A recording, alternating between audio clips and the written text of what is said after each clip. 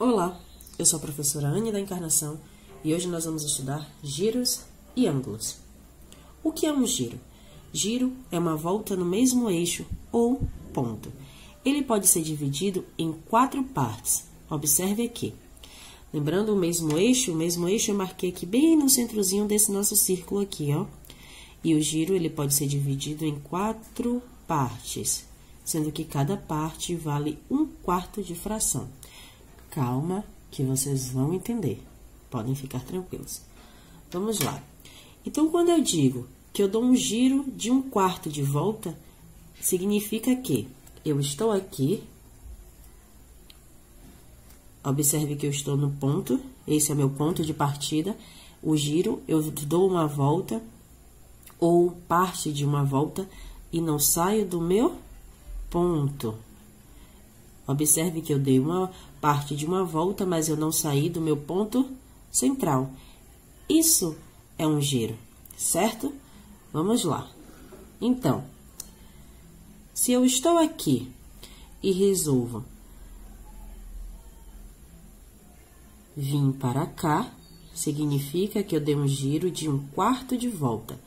Lembra que eu dividi o meu círculo aqui, onde cada parte vale 1/4? Então, vamos lá.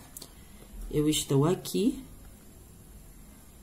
e vim para cá, eu andei 1/4 de volta.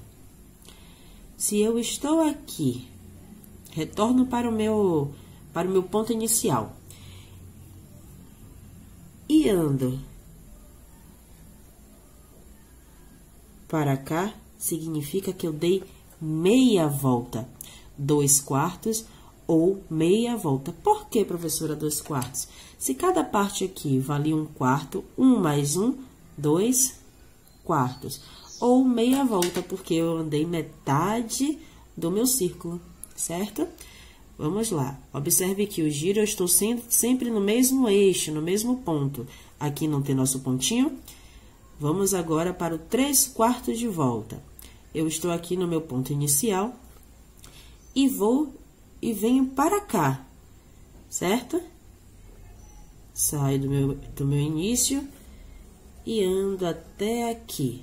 Dessa forma, eu dei um giro de 3/4 de volta. Vamos agora dar uma volta completa, certo? Porque 4 dividido por 4 não é 1. Então, vou agora mostrar como eu faço uma volta completa. Então, vamos voltar para o nosso ponto de início, que é aqui, e vamos dar uma volta completa. Ou seja, uma volta completa é, eu ando 1/4, 2/4, 3/4, 4/4 ou uma volta completa.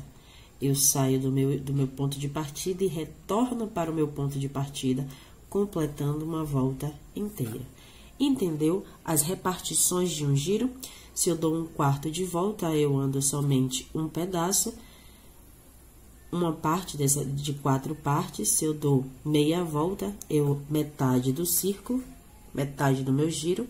Se é 3/4 de volta, eu caminho até aqui e uma volta completa, eu saio do meu ponto de partida e retorno para o meu ponto inicial, certo? Vamos a um exercício aqui. Observe e determine o tamanho de cada giro. Eu fiz essa representação que está aqui. Vamos imaginar que nosso ponto de partida sempre será esse, certo? E vamos lá. Se eu sair daqui e venho para cá, eu andei uma casa, não é?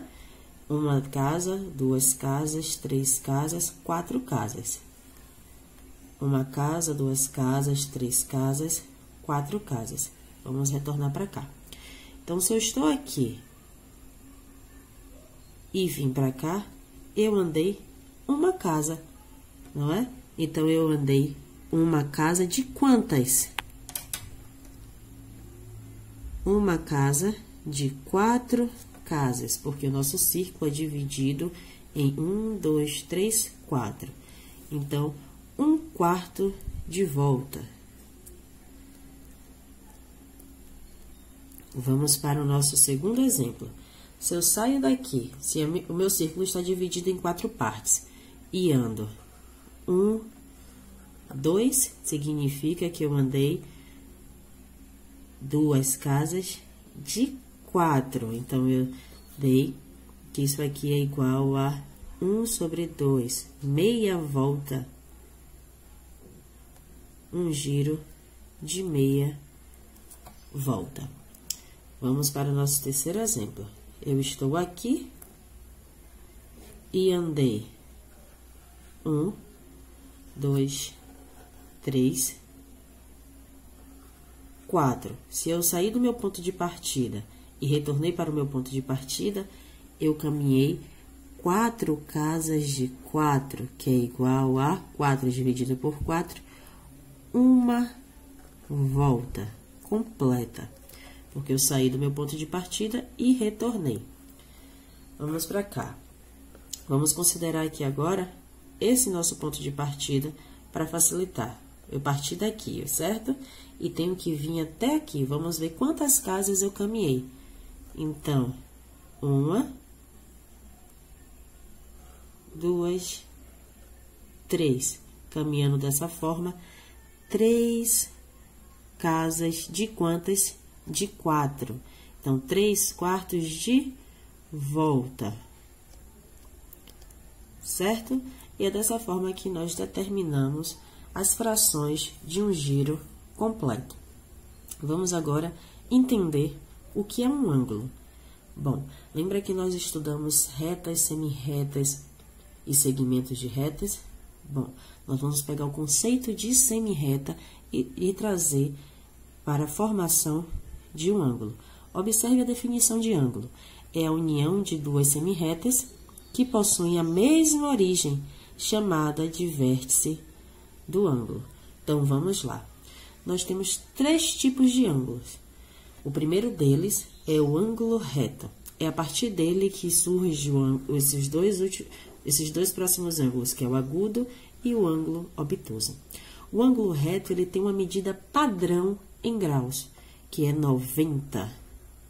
Qualquer ângulo reto, um ângulo ele é chamado de agudo quando ele tem uma medida menor do que 90. Essas medidas vocês conseguem tirar com um transferidor. Então, observe, nós temos aqui o mesmo eixo, certo? Só que o ângulo agudo, ele é mais fechadinho, então é um ângulo menor do que 90, certo?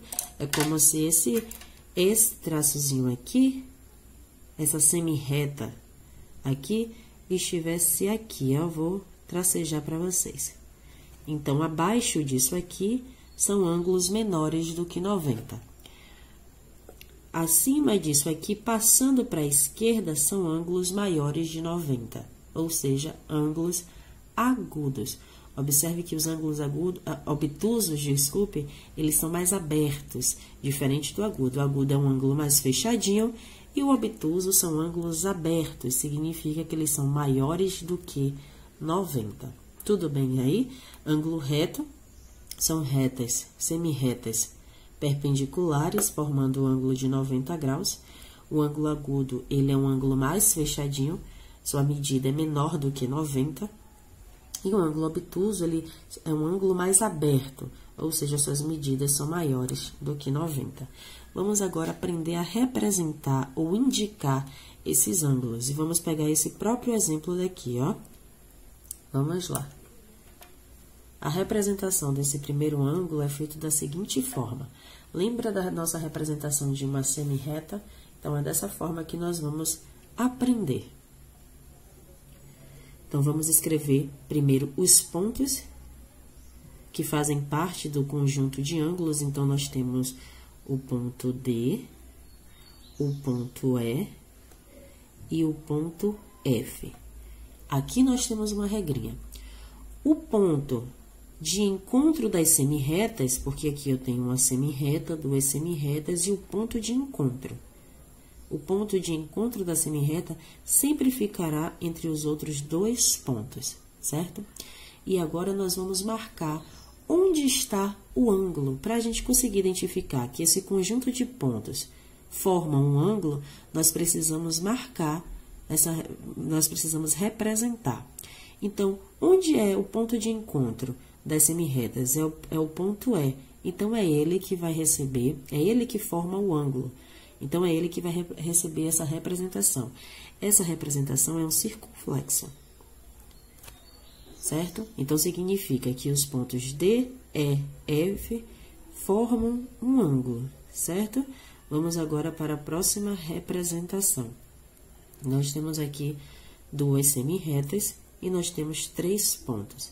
Lembrando que o ponto que marca o encontro das semirretas fica no meio dos outros dois. Então, nós temos A, O e B. Nós precisamos representar que esses 3 pontos aqui formam um ângulo. E quem recebe essa representação é justamente o ponto que permite o encontro dessas duas semirretas, que é a letra O. Então, ele recebe o circunflexo. Certo? Essa é a representação e indicação dos ângulos. Vamos para a terceira questão. Nosso terceiro exemplo aqui. Nós temos aqui um ângulo obtuso, que ele é marcado pelos pontos F, B e G. Então, vamos colocar aqui F. O B fica no meio, porque é ele que marca o encontro das semirretas, certo? E a letra G. Para marcar que esses pontos fazem parte, compõem um ângulo, nós vamos representar. E a letra que recebe essa representação do ângulo é justamente o ponto que marca o encontro das outras duas semirretas. Então, a letra B, o ponto B, recebe o circunflexo. E é dessa forma que nós representamos os ângulos. Então, vamos lá. Vamos dar os nomes a esses pontos, certo? Então, nós temos aqui D é uma semirreta. F também é uma semirreta.